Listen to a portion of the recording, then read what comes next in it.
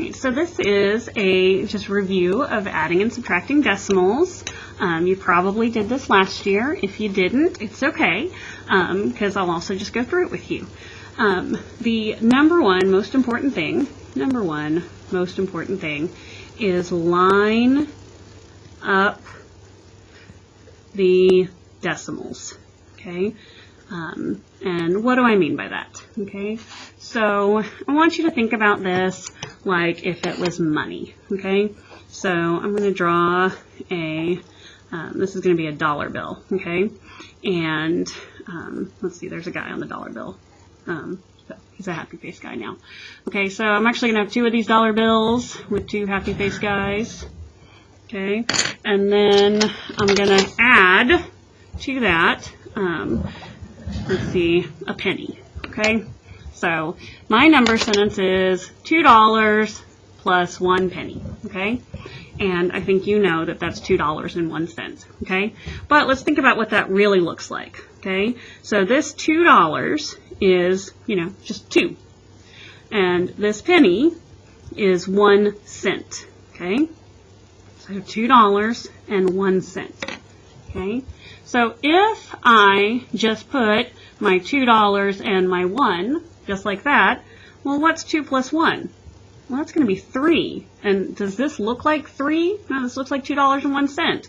So I have to make sure when I write my numbers, here's my 2 with a decimal after it, and then a decimal and 1 cent. Okay, so 2, and then I can fill in the zeros so that I have the same number of places to the right of the decimal. Okay, so $2.01, and then I just add like normal, and the decimal just drops on down. Okay, and that looks like what you were expecting, $2.01.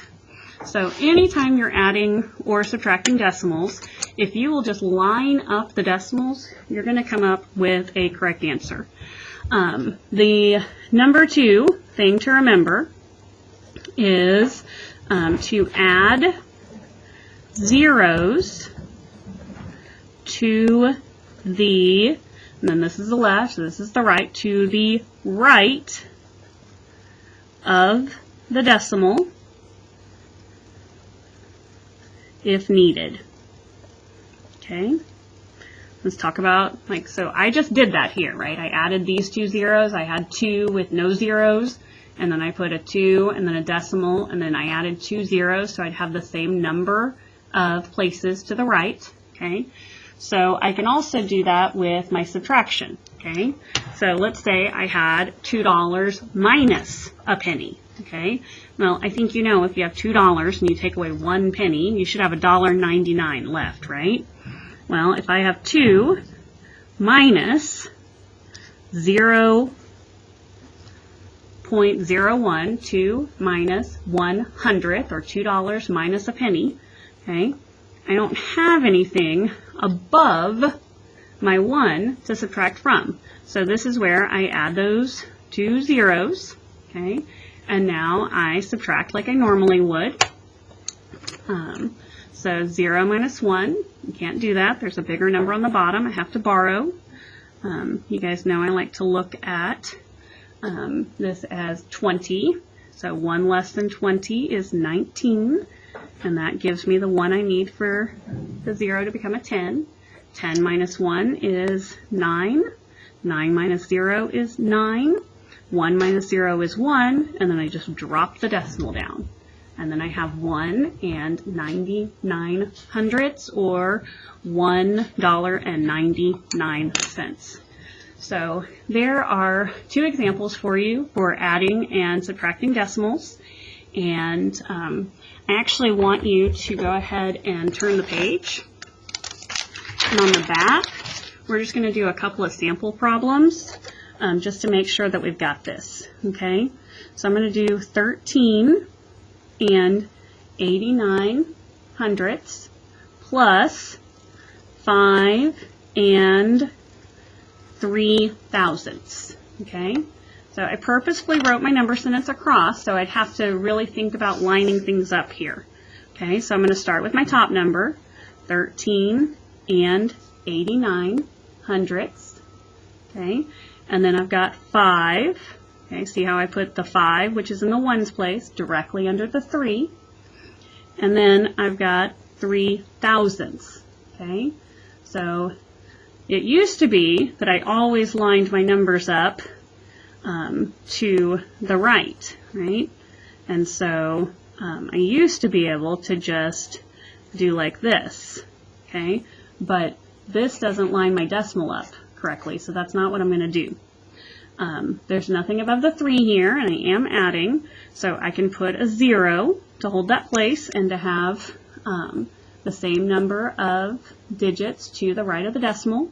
0 plus 3 is 3, 9 plus 0 is 9, 8 plus 0 is 8, drop the decimal, 3 plus 5 is 8, and then 1 plus nothing is 1. So 18 and 893 thousandths. Okay, let's try a subtraction one. Okay, 21 and 4 tenths minus 14 and 63 hundredths. Okay. Again, I'm just going to write out my number, 21 and 4 tenths. Okay, the 1 is in the ones place, the 4 is in the ones place, so I line the 4 up here. The 2 is in the tens place, the 1's in the tens place, so my 21 and my 14 are lined up together. And there's my decimal, and here's my 63 hundredths. Okay, I am subtracting, and I've got nothing above my 3, so I need to put a 0 in there. Okay, so now 0 minus 3. Okay, I can't do that. There's the bigger numbers on the bottom, so I have to borrow. Okay, borrowing from the 4 turns the 4 into a 3.